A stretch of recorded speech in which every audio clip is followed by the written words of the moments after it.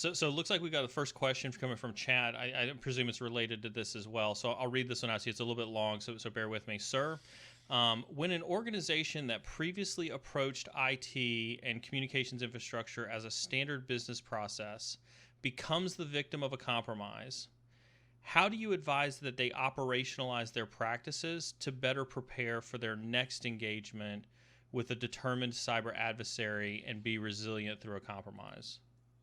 That's an intense one. Right. Yeah. And there's a lot to unpack in there.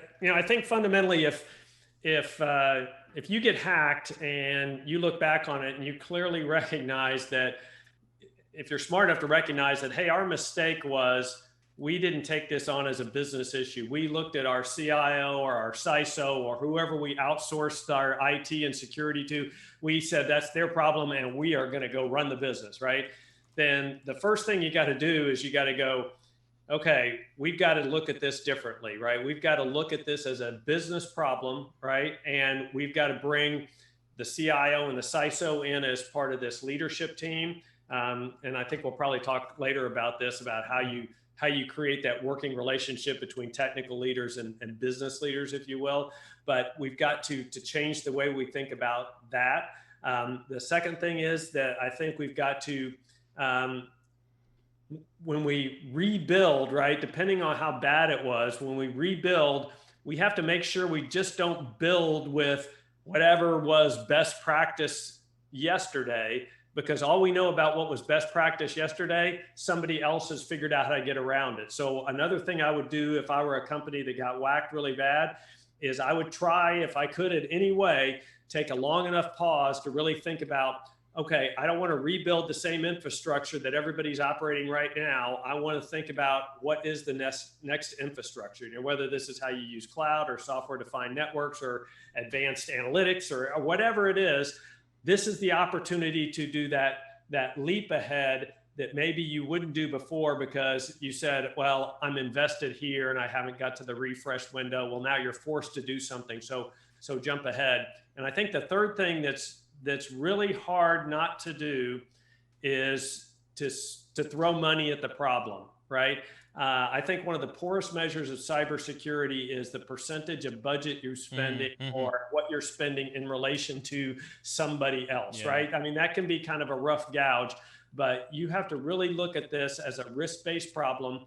What's my critical data? What are my critical processes? What's the specific threat to my company? What is most important for me to defend? And how do I do that in a way that's commensurate with the risk profile and the risk appetite of my company, of my customers, of my partners? I mean, this risk management for a company is very complex and it's hard enough to do. And then you bring cyber risk into it. And now all the people that really understand risk got no clue on the technical part of the cyber stuff. And so because they just got hacked without understanding where that money's going. And so I think it's the time to really reset and think about, what is our risk profile? What do we have to protect? And let's not build even what we consider today's commodity best technology. What is it that will help us leap ahead? So while we wait for a follow-up for that one, I think you mentioned one piece of that I think ties into what Security Live had asked before, because he had asked another question too, and I apologize, John, for not seeing that one before, right? Is, hacked, owned, it's all semantics. The data went out the door. Did they have the proper controls in place, like multi-factor? Did they have logging and detection and DLP to monitor sensitive data? I think that ties in very much to what you're talking about with, balancing out the technical controls with the cyber risk. Yeah, no, absolutely. And, and the challenge that, the CIOs and the CISOs have in these companies is, and we got this question the other day in our company is, oh, show me the return on investment. Well, I can't really show you the return on investment with cybersecurity. I can show you where it materially lowers risk, right? But to show you return on investment, they've got a term for it now, ROSI, return on security investment. If you really want to start an interesting discussion, get a room of CIOs and CISOs together and go, how many people can explain how their company measures return on, and they'll either say, that is a crappy metric, I don't even bring it up, or they try to explain it because that's the only way to get through the next board meeting. All right, so one more follow-up question then. From your time in the military, can you recommend any operational strategies or frameworks that we can use to learn from a compromise and from other cyber failures?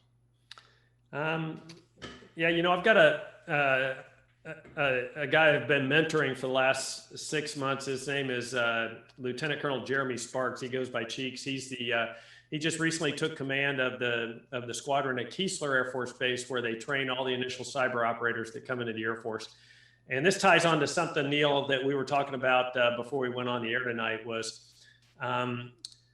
in the military, and I'll just talk, I was a very joint cyber guy, but I'm going to go into my Air Force terminology is, we need to train people to operate in cyberspace, but fundamentally we need them to be operators. We need them to be warriors.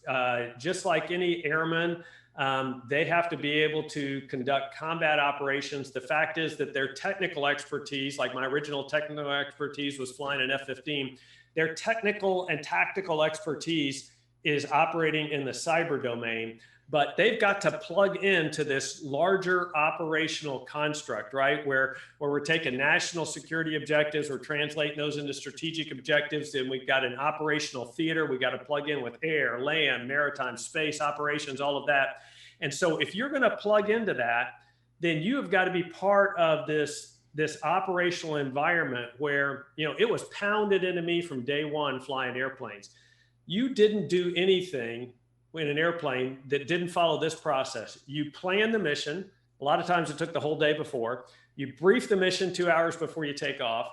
You execute a training mission. It's an hour and 15 minutes. And then you spend anywhere from 2 to 8 hours debriefing that mission. And you spend 90% of the time talking about the 10% that doesn't go right. I don't come in and go, Neil, you had your flight suit on right today. That was really cool. That's right. You said your call sign correctly on the no. Yeah. We're going to come in and we're going to find that 10% that is the difference between us winning and losing. So one of the things I saw when I transitioned from fighter pilot world over into common IT world was a lack of this very disciplined plan, brief, execute, and particularly the debrief side of it.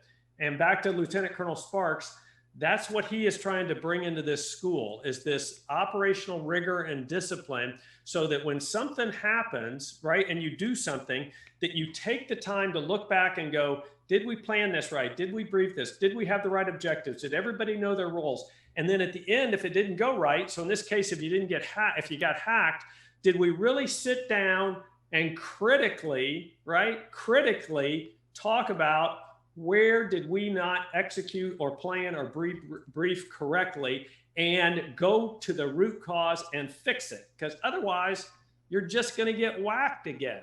Okay. And so that's the rigor that we have to have. And one of the reasons it's hard to get cyber insurance is because we don't know how much a breach costs. And the reason we don't know how much a breach costs is because we aren't willing to take the time to figure out what the true cost of the breach was. For up-to-the-minute cybersecurity news, make sure you follow and subscribe to the Cyber Insecurity channel on Twitch and YouTube. Also, make sure you turn on those notifications so that you know when we go live.